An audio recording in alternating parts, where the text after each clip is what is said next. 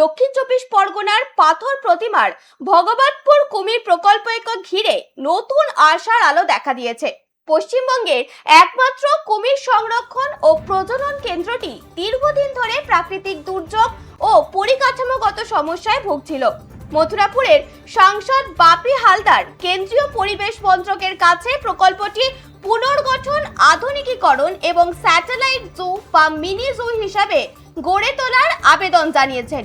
সংসদের দাবি, কেন্দ্রের তরফে বিষয়টি গুরুত্ব দিয়ে দেখার আশ্বাস দেওয়া হয়েছে। এই উদ্যোগে সুন্দরবন পর্যটক মহলে নতুন আশার সঞ্চার হয়েছে।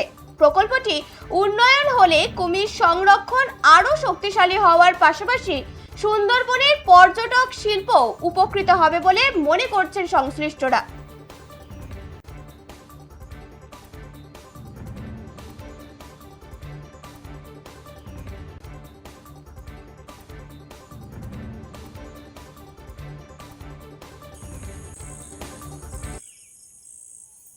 দেখলাম চারিদিকে এমন, হয়তো পুরনো সরকার যিনি ছিলেন কী করেছেন ঠিক বলতে পারবো না, কিন্তু এখন দেখতে পাচ্ছি অনেক কিছু কাজ বাকি আছে, কিন্তু বন্ধের পথে যা অবস্থায় দেখলে কেউ যদি দেখতে চায় মনে হয় এটা বন্ধের অবস্থায়।